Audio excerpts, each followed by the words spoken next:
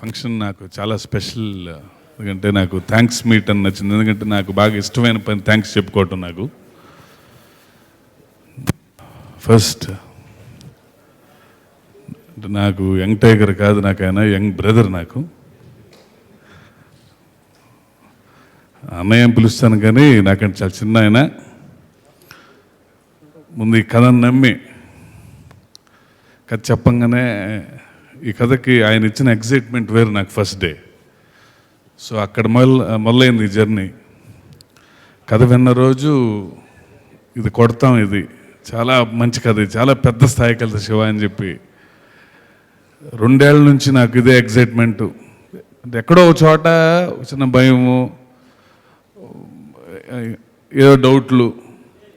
ఎవరన్నా యాక్టర్స్కి ఏదన్నా డౌట్ వస్తే మేము చెప్పాలి. అలాంటిది అందరికంటే ఈ సినిమాని ఎక్కువ నమ్మింది అన్నయ్య ఎన్టీఆర్. ఇది ఇంత పెద్ద విజయం వెనక ఫస్ట్ మీ నమ్మకం. తర్వాత ఈ కథ, ఈ సినిమా ఈ స్థాయికి వెళ్ళటానికి కారణమైన మా మోహన్ లాల్ గారు. అంటే పాపం 1 వీక్ నుంచి ట్రై చేస్తున్నారు ఇక్కడికి రావటానికి, కానీ ఎక్కడో దూరంగా షూటింగ్ ఉండి అక్కడ వాళ్ళు డేట్స్ ప్రాబ్లం అని వదలకపోవటం వలన ఎంటైర్ టీమ్కి మెసేజ్ పెట్టారు ఆయన. మొత్తం అందరికి, బెనర్జీ గారికి, బ్రహ్మాజీ గారికి, అజయ్ గారికి, ఎన్టీఆర్ గారికి, నాకు, ప్రొడ్యూసర్స్కి నేను రాలేకపోతున్నాను, కానీ అక్కడ ఉన్నట్టే నేను ఇది టీవీలో చూస్తాను. నా తరపు నుంచి కూడా తెలుగు సినీ ప్రేక్షకులకి, మీడియాకి, అంటే మోహన్ లాల్ గారి గురించి అంత ప్రొజెక్ట్ చేసినందుకు మీడియాకి, ఆడియన్స్కి స్పెషల్ థ్యాంక్స్ చెప్పమని పర్సనల్గా అందరిని రిక్వెస్ట్ చేశారు. సో ఆయన తరఫున తెలుగు సినీ ప్రేక్షకులకు, మీడియా మొత్తానికి ఆయన తరఫున ఫస్ట్ థ్యాంక్స్ చెప్పుకుంటున్నాను.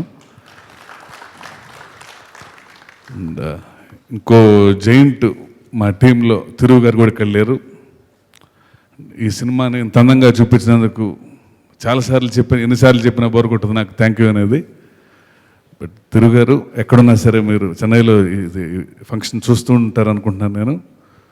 But special thanks from the bottom of my heart for making Janata garage look so beautiful and so intense. తర్వాత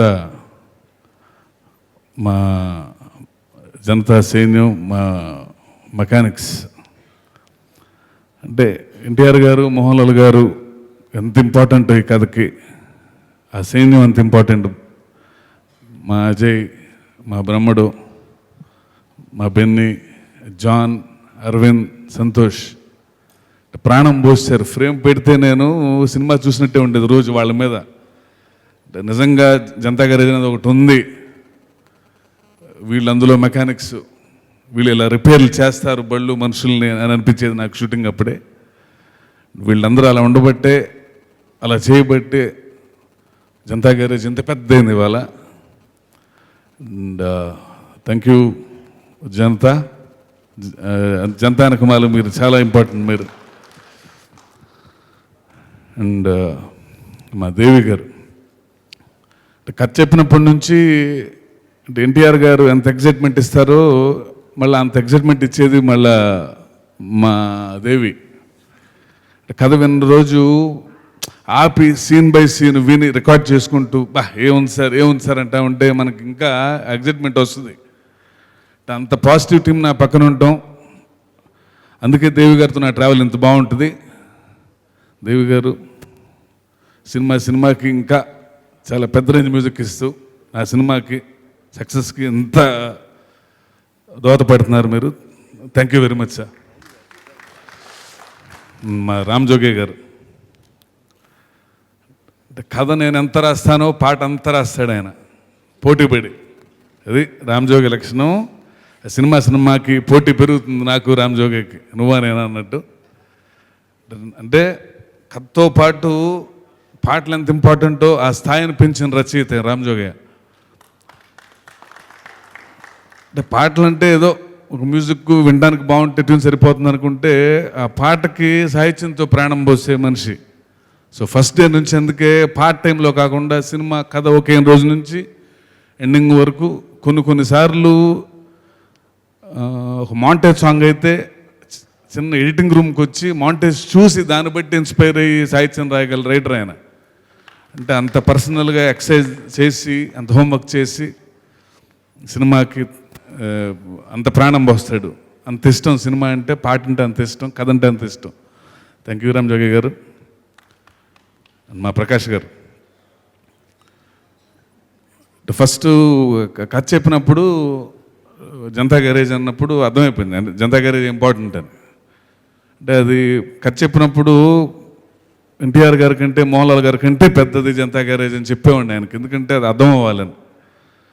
సో అది సినిమా అయ్యే వరకు అది గుర్తుంచుకొని జనతా గ్యారేజ్ ఒక క్యారెక్టరు వీళ్ళంత పెద్దగా ఉండాలి గ్యారేజ్ అని చెప్పి దాన్ని ఆయన చేసిన విధానం కానీ సాంగ్స్ కానీ ఎక్స్ట్రాడినరీగా చేశారు. ఫుల్ సినిమా వేరే సినిమా ఆల్మోస్ట్ చేయకుండా నాతో పాటే ఈ సంవత్సరం ట్రావెల్ అయ్యారు. థ్యాంక్ యూ ప్రకాష్ గారు, థ్యాంక్ యూ వెరీ మచ్.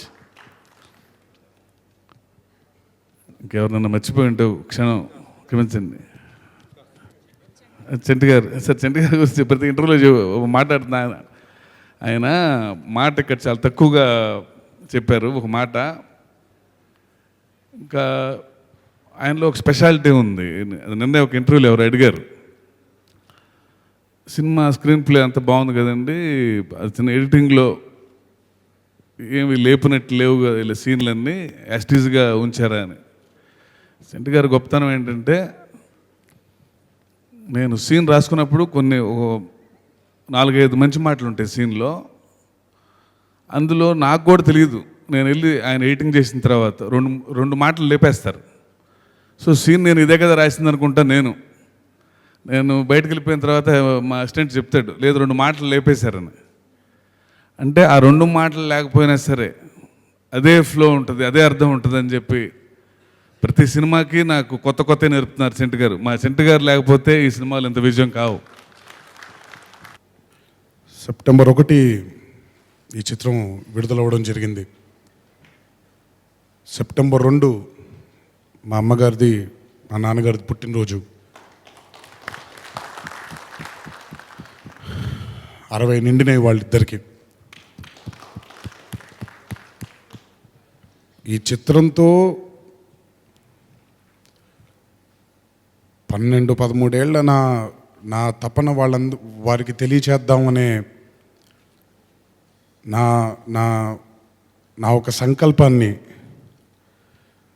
ఈ రూపంలో నాకు ఈ జనతా గ్యారేజ్ ద్వారా నాకు అందించిన శివాకి ఆ జన్మాంతం రుణపడిపోయి ఉంటాను.